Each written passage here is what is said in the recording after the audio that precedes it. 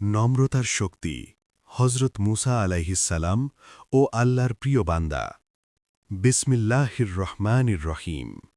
পরম করুণাময় ও অতি দয়ালু আল্লাহর নামে শুরু করছি। প্রিয় ভাই ও বোনেরা, আজ আমি আপনাদের শোনাব আল্লাহর মহান নবী হজরত মুসা আলাইহিসসালামের জীবনের এক গভীর শিক্ষা। একদিন হজরত মুসা আলাইহিসসালাম আল্লাহর সাথে কথা বলছিলেন। তিনি আল্লাহকে প্রশ্ন করলেন, হে আমার রব, আপনার কাছে সবচেয়ে সম্মানিত বান্দা কে? আল্লাহ উত্তর দিলেন, যে বান্দা আমাকে সবচেয়ে বেশি স্মরণ করে এবং অহংকার করে না। এই কথা শুনে মুসা আলাইহিসসালাম বুঝলেন, আল্লাহর কাছে মর্যাদা আসে ক্ষমতা, ধন বা শক্তি দিয়ে নয়, বরং আসে নম্রতা ও তাকওয়া দিয়ে। আরেকটি বর্ণনায় আসে, মুসা আলাইহিসসালাম একদিন খুব ক্ষুধার্ত ছিলেন।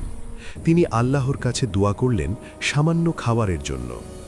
কিছুক্ষণ পর একজন দরিদ্র মানুষ তার কাছে সাহায্য চাইল। মুসা আলাইহিসসালাম নিজের শেষ খাবারটুকু সেই মানুষকে দিয়ে দিলেন। আল্লাহ তখন ওহী পাঠালেন, হে মুসা, তুমি আজ আমার জন্যে যা ছেড়ে দিলে আমি তা বহু গুণে তোমাকে ফিরিয়ে দেব। প্রিয় মুসলমান ভাই ও বোনেরা, এই ঘটনায় আমরা শিখি, আল্লাহর উপর ভরসা করলে কখনো ক্ষতি হয় না। অন্যকে সাহায্য করলে আল্লাহ নিজেই সাহায্য করেন। সত্যিকারের নবী ও মুমিন কখনো নিজের কথা আগে ভাবে না। হজরত মুসা আলাইহিসসালাম ছিলেন শক্তিশালী, কিন্তু তার সবচেয়ে বড় শক্তি ছিল আল্লাহর উপর পূর্ণ বিশ্বাস। আসুন আমরা তার জীবন থেকে শিক্ষা নেই এবং আল্লাহকে সন্তুষ্ট করার চেষ্টা করি। আল্লাহ আমাদের সবাইকে আমল করার তৌফিক দান করুন। আমিন।